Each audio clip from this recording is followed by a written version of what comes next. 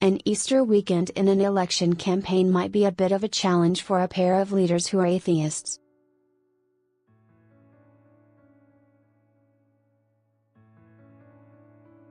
Fortunately for Scott Morrison and Bill Shorten, declared believers, it wasn't a problem.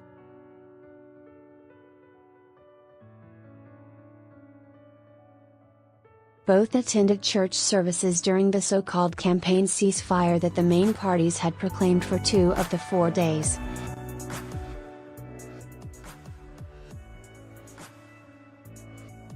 Mr. Morrison on Sunday was pictured in full voice with raised arm at his Horizon Pentecostal church in the Shire, where the media were invited in.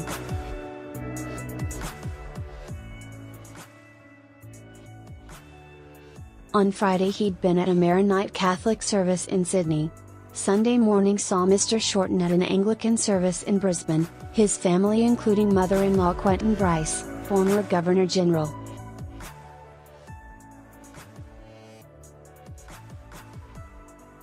Church, chocolate and penalty rates. Sunday was an opportunity to wheel out the kids, chasing Easter eggs, Mr. Shorten, or on the rock star ride at Sydney's Royal Easter Show, Mr. Morrison.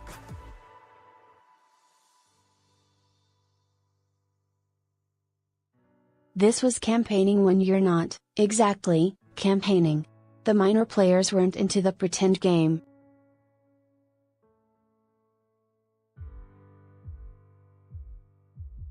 For them, the relative restraint on the part of the majors presented rare opportunity.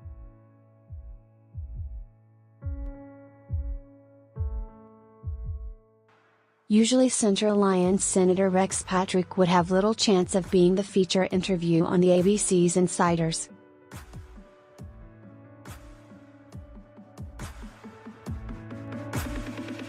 But while Friday and Sunday were early days for the major parties, Saturday was not, and Monday won't be either. Even on Sunday, Mr. Shorten pointedly thanked everyone who's working this weekend.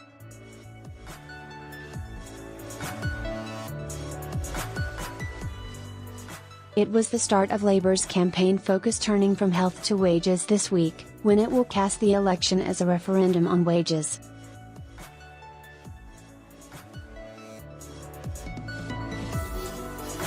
Turnbull resurrects the neg external link. Turnbull neg tweet. The weekend standout, however, was the intervention of Malcolm Turnbull, who launched a series of pointed tweets about the National Energy Guarantee, NEG.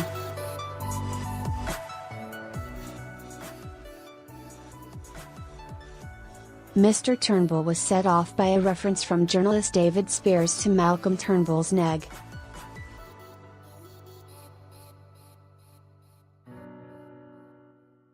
The former Prime Minister tweeted, he continued, he wasn't finished, and then, Frydenberg, incidentally, has lost out every which way on the neg.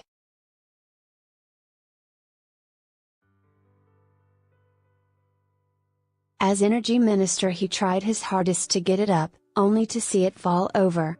Now he is subject to a big campaign against him in Kooyong on climate change, including from high-profile candidates and Get Up.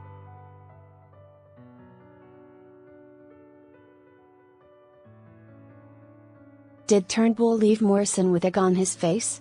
Mr. Turnbull might justify the intervention as just reminding people of the history.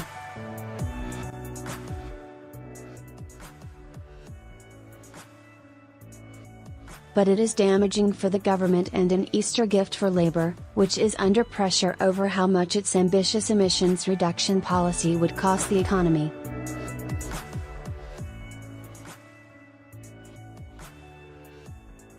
It also feeds into Labour's constant referencing of the coup against Mr. Turnbull.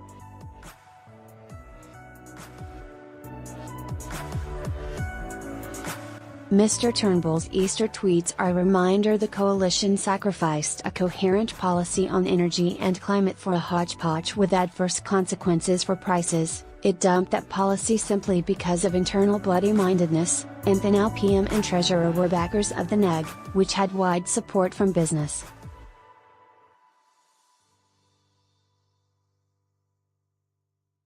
And give a golden egg to Shorten? Mr. Shorten has strengthened his commitment on the neg, indicating on Saturday he'd pursue it in government even without bipartisan support.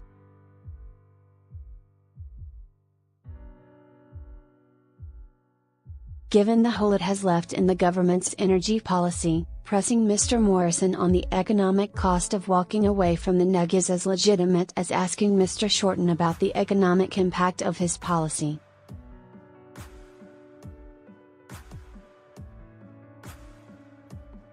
Michelle Graudin is a professorial fellow at the University of Canberra and chief political correspondent at The Conversation, where this article first appeared.